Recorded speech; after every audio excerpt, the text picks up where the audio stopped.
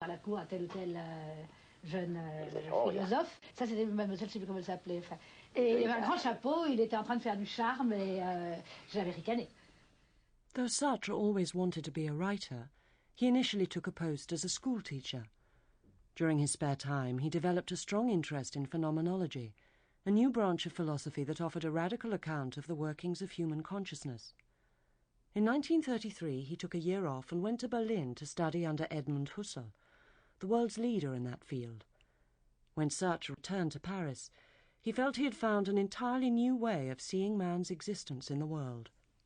The big idea he got was that to be conscious of something is to relate to an item in the world rather than to relate to some inner representation of it within your head. What we think of as self-consciousness is actually our consciousness of the world. The idea that we have such a thing as a self, an inner character, an essential being that we truly are, that is a myth, according to Sartre. And the whole kind of moral impulse of his work is to try and get people to abandon the idea, to give up, actually in some ways rather comforting security blanket of an idea that there is some answer, some inner answer to the question who we are. Sartre's whole argument is that there is no predetermined character which makes you be who you are. Who you are is a function of what you do. Sartre loved cinema, especially thrillers, and went most evenings. He was struck by the difference between the characters on the screen and the people on the streets outside the cinema. The people outside could do anything they liked because they were making it up as they went along. Unlike in the films he saw, there was no preordained script in real life. Inspired by Husserl and his cinema experience, Sartre began writing an essay on what he called the contingency of existence, the fact that we seem to be here by chance with no purpose in life. Simone de Beauvoir, who was now his lover, suggested he rewrite it as a thriller. The result was a novel published in 1939, which gave a name to existential angst: nausea.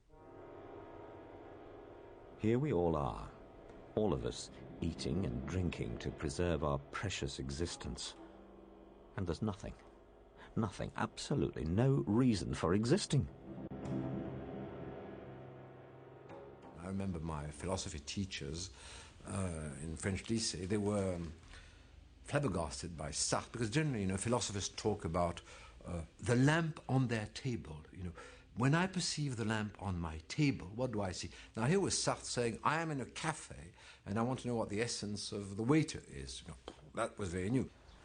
Cast in the form of a fictional diary in which the central character Roquentin discovers that existence is meaningless, Nausea was an entirely original piece of writing which immediately became widely read. It translated complicated philosophical ideas into familiar everyday images. At its heart was an encounter with a tree, during the course of which Roquentin comes face to face with what he calls the key to existence. Then all of a sudden, there it was, clear as day. Existence had lost the inoffensive aspect of an abstract category. It was the actual glue of things. This root was moulded in existence. I realized that I'd found the key to existence, the key to my nausea, to my whole life. I'd experienced the absolute or the absurd. In front of this great rugged paw, neither ignorance nor knowledge mattered.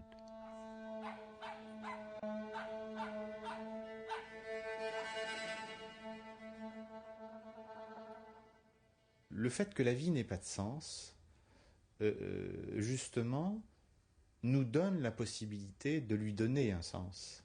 C'est justement parce qu'elle n'en a pas, écrit d'avance, tout écrit d'avance, que, autrement dit, qu'on est justifié par rien à l'avance. Il dit toujours, nous sommes contingents, nous sommes nés par hasard, notre existence n'obéit à aucune raison. C'est à nous de lui trouver des raisons, en quelque sorte, de lui donner un sens. When war broke out, Sartre was conscripted into the army and assigned to a meteorological unit, charting wind conditions to direct artillery fire. Operating well away from the front line, he found that he had a surprising amount of free time on his hands. Sartre didn't have a lot of guard duty, and he would send balloons up in the air, in my opinion, a very philosophical gesture, and wait to see which way they drifted. And he had what he did not possess in unlimited quantities when he was a teacher, that is time. And there he could reflect on himself and also reflect on the world. In this somewhat unreal situation, Sartre thought and wrote intensively. He worked on a fictional trilogy, The Roads to Freedom, and began the major philosophical work of his life, Being and Nothingness. It was heavily influenced by the German philosopher Martin Heidegger, who by a strange coincidence had worked as a meteorologist in the First World War. Peter and Keller went off to get hydrogen. It was their turn. I reread Heidegger's lecture, What is Metaphysics? I spent the day staking out a position vis-à-vis his. The philosophy I'm writing is personal. It plays a role in my life, protecting me against the melancholy gloom and sadness of war. Philosophy and life have really become one.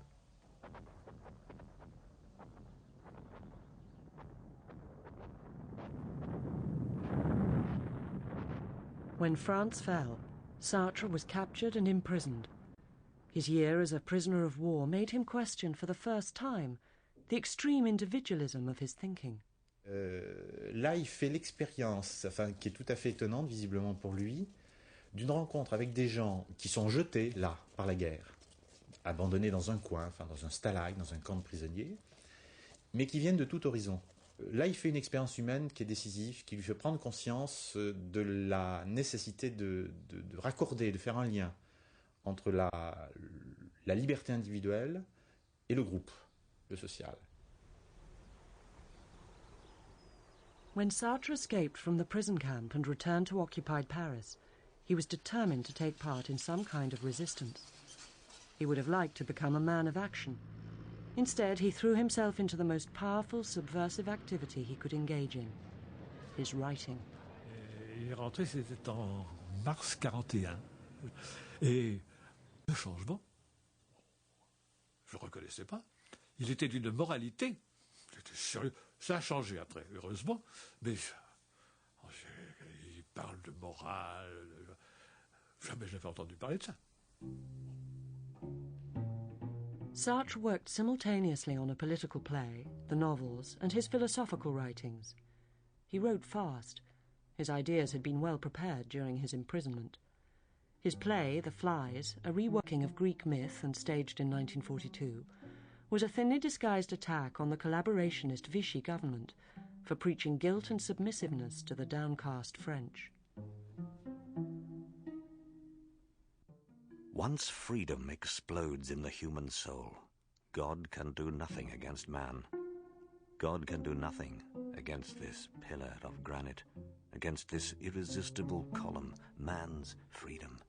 In an explosion of work, Sartre completed Being and Nothingness in the next year. It was a brilliantly original synthesis of ideas from Heidegger, which became the core of existentialism.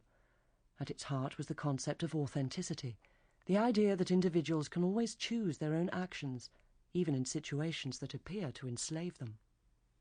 On avait encore ce choix, même dans la situation la plus dramatique, plus que dramatique, la plus tragique. Il y a toujours la possibilité ou de baisser les bras, ou de se laisser aller, ou au contraire peut-être de mourir debout. Il y a toujours une part de choix, même face à l'inéluctable, dans la façon de mourir, par exemple. Sartre était convaincu de ça. Mathieu was still firing when the roof fell on top of him. He dropped his rifle and fell. 15 minutes, he thought in a fury. I'd give anything just to hold on for 15 minutes. Christ, he said aloud, no one shall say we didn't hold out 15 minutes.